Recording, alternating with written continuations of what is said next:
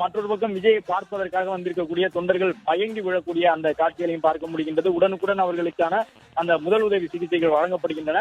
ஏற்கனவே விஜயினுடைய கட்சியின் முக்கிய நிர்வாகிகள் அறிவுறுத்தியிருந்தவாறு காவல்துறை அரசின் சார்பில் வழங்கப்படக்கூடிய பாதுகாப்பு நடைமுறைகளை தாண்டி தமிழக வெற்றி கழகத்தினுடைய தொண்டர்களும் போக்குவரத்து நெரிசல் ஏற்படாத வகையிலே, போக்குவரத்துக்கு எந்த விதமான தடையும் ஏற்படாத வகையிலே தங்களுடைய பணிகளை மேற்கொள்ள வேண்டும் என்று அறிவுறுத்தியிருந்தார்கள். அதற்கேற்ப விஜயினுடைய பிரச்சார பயணத்தை தற்பொழுது அழைத்து செல்கின்றார்கள். இன்னும் சரியாக ஒரு 15 நிமிடங்களில் விஜய் மரக்கடை பகுதியை சென்றடைய வேண்டும். ஆனால் அது சாத்தியமா என்பது கேள்வி எழுந்திருக்கின்றது. விஜய் இன்னும் விமான நிலையத்திலிருந்தே முழுவதுமாக வெளியில் வரவில்லை. அதன் பிறகு சாலை ஓரங்களிலும் விஜயை வரவேற்பதற்காக ஆங்காங்கு தொண்டர்கள் குவிந்திருக்கின்றார்கள். அவர் வரக்கூடிய அந்த அஞ்சலகம், பாலக்கரை உள்ளிட்ட முதன்மை சாலை வழியாக 2 பக்கமும் ஆயிரக்கணக்கில் தொண்டர்கள் குவிந்திருக்கின்றார்கள்.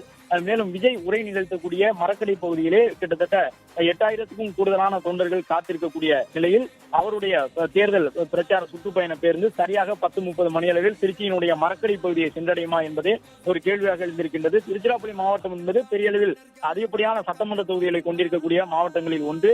அதில் எவ்வளவு அதிர்வலியை விஜய் ஏற்படுத்த போகின்றார் என்பது கேள்வியாக இருக்கின்றது. மேலும் விஜயை பொறுத்தவரை தற்பொழுது எம்ஜிஆர் அவர்களையும் பெரிய அளவில் முன்னிறுத்துகின்றார்.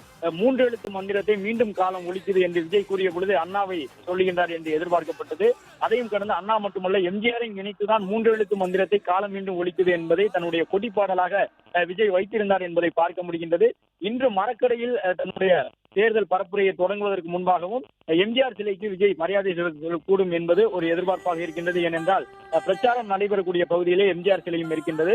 தொடர்ந்து எம்ஜிஆரை மேன்மைப்படுத்தக்கூடிய விதமாக, எம்ஜிஆரை உயர்த்தி பேசக்கூடிய வகையிலே விஜய் தன்னுடைய கருத்துக்களை பேசி வருகின்றார். அது மட்டுமல்லாமல் தமிழினுடைய மற்றொரு முன்னணி நடிகராக இருந்த தேமுதிக நிறுவனர் விஜயகாந்த் அவர்கள் தொடர்பாகவும் விஜய் தன்னுடைய கருத்துக்களை பேசி வருகின்றார். 2 முக்கிய தலைவர்களையும் அரசியல் களத்தில் பெரிய அளவில் சாதித்த விஜய் அவர்களுடைய முன்னோடிகளாக விஜயகாந்த் மற்றும் எம்ஜிஆரை குறிப்பிட்டு தன்னுடைய தேர்தல் பிரச்சாரங்களை அவர் மேற்கொள்வார் என்று எதிர்பார்க்கப்படுகின்றது. ஏற்கனவே மாநில மாநாட்டிலும் எம்ஜிஆர் தொடர்பாக விஜய் கூறியிருந்த கருத்துக்கள், எம்ஜிஆர் குறித்து அவர் பேசியிருந்த பேச்சுகள் அனைத்துமே ஒரு பெரும் அதிர்வலியை ஏற்படுத்தியிருந்தன. எனவே இன்று விஜய் தன்னுடைய முதல் சுற்றுப்பயணத்தை தொடங்குவதற்கு முன்பாகவும் எம்ஜிஆர் சிலைக்கு மரியாதை செலுத்திவிட்டு விஜய் தன்னுடைய பேச்சை தொடங்குவாரா என்று எதிர்பார்க்கப்படுகின்றது. இந்த விஜய் நான் வரேன் என்று குறிப்பிட்டு இந்த பயணத்தை விஜய் தொடங்கி இருக்கின்றார். பிளே ஸ்டோர் மற்றும் ஆப் ஸ்டோரில் இருந்து பாலிமர் செயலியை QR கோடு மூலம் பதிவிறக்கம் செய்யுங்கள்.